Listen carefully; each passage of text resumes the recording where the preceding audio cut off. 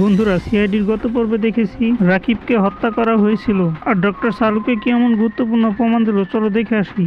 হ্যাঁ সালুকে, কি যেন বলতে চাইলা? কি এমন গুরুত্বপূর্ণ প্রমাণ পেয়েছো বলো। বস, রাকিবের হাতের নখ থেকে খুনির রক্তের স্যাম্পল পাওয়া গেছে। গুরজাব সালুকে, আমার তো একজনের উপরে সন্দেহ হয়, দেখি তার ডিএনএ স্যাম্পল আনতে পারি কি না। ওকে বস। স্যার, কি হয়েছে? সালুকে গুরুত্বপূর্ণ একটা প্রমাণ দিয়েছি। রাকিবের হাতের নখে খুনির রক্তের স্যাম্পল পাওয়া গেছে। ফ্রেডি, তুমি আমাদের ক্রিমিনাল লিস্টের মধ্যে চেক করো এই ডিএনএর সাথে কারো ডিএনএ ম্যাচ করে কিনা। আর অভিজিৎ, তুমি আমার সাথে এসো।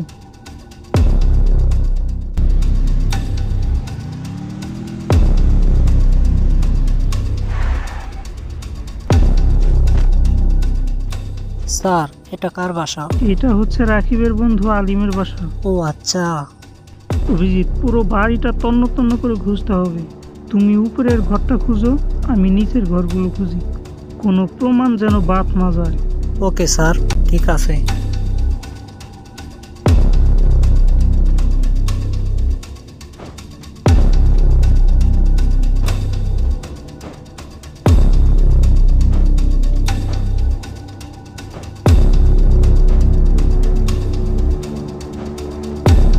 ইস, এখানে কতগুলো জুস, আর একটা হান্দাইলি। এখানে দেখি একটা ফ্রিজও আছে, দেখি ফ্রিজে কিছু আছে কিনা। আরে শালা, কিছুই রাখে না ফ্রিজে। কিছু কি পাইছো অভিজিৎ? না স্যার, উপরে তো কিছুই পেলাম না। ঠিক আছে, এই ওয়াশরুমটাই বাদ ছিল। এসো, এটা চেক দিই। স্যার স্যার, এদিকে আসেন, পাইছি। কি পেয়েছো দেখি। সরো। গুড অভিজিৎ, চলো, প্রমাণ এবার পেলাম। এটা নিয়ে আমরা সালুকের কাছে যাই, দেখি ওই ডিএনএর সাথে আলিমের ডিএনএ ম্যাচ করে কিনা।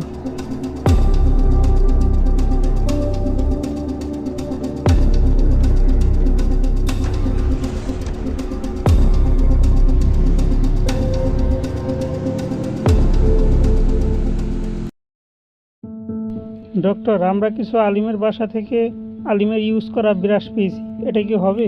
হ্যাঁ হবে, আসো। এই নাও সালুকে।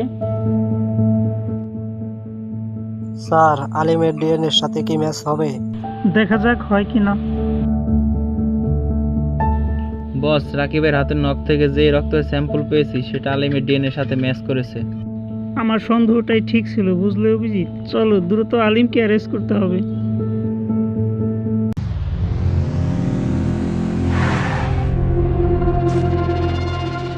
আঙ্কেল আঙ্কেল, আলিম কোথায়? আলিম তো বাবা কলেজে গেছে। কেন, আমার আলিমে কিছু হয়েছে নাকি বাবা? না আঙ্কেল, তেমন কিছু না। আচ্ছা ঠিক আছে, থাকেন আপনি।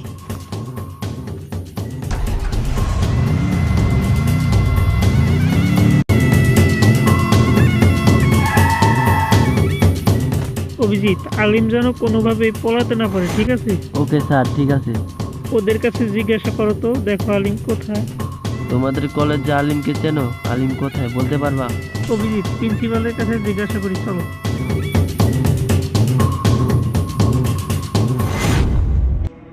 স্যার, আমরা সিআইডি থেকে এসেছি। আপনাদের কলেজের আলিম ছাত্রটার আমার দরকার। কোথায় সে বলতে পারবেন? স্যার, কলেজের পেছনের সম্ভবত আছে। অভিজিৎ, অভিজিৎ, এখানে আসো। এই যে পাওয়া গেছে। আলিম, আমরা তোমার বিরুদ্ধে প্রমাণ পেয়েছি। তুমি তোমার বন্ধুকে খুন করেছো। না স্যার, আমি আমার বন্ধুকে কি করে খুন করতে পারি? এটা হতে পারে না। কেন তুমি খুন করতে পারো না? তোমার বিরুদ্ধে আমরা প্রমাণ পেয়েছি। না স্যার, আমি আমার বন্ধুকে খুন করি নাই। সত্যি করে বল, তাহলে কিন্তু অন্য পদ্ধতি ব্যবস্থা করব। আর তোর রক্তের স্যাম্পল আমরা রাকিবের হাতের নখ থেকে পেয়েছি। সত্যি করে বল এবার। অভিজিৎ পালাচ্ছে, ওকে ধরো। আলিম, তুমি না দাঁড়ালে কিন্তু শুট করে দিব।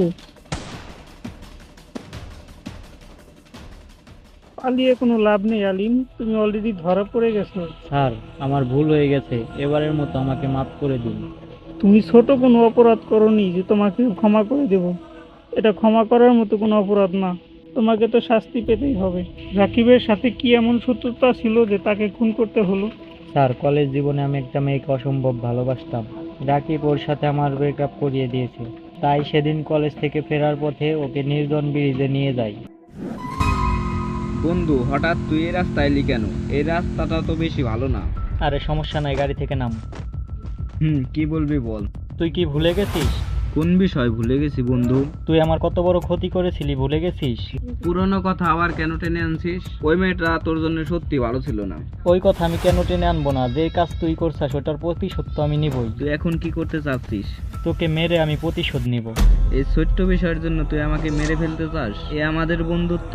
হ্যাঁ, এটাই আমাদের বন্ধুত্ব, কিন্তু তুই বন্ধুত্বর মর্যাদা দিতে পারস নাই, তাই তোকে মেরে আমি প্রতিশোধ নেব। না না আলিম, এমনটা করিস না।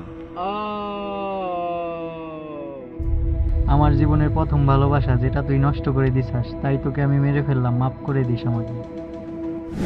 এই সামান্য বিষয়ের জন্য তুমি তোমার বন্ধুকে খুন করেছো? তোমার তো এবার ফাঁসিই হবে।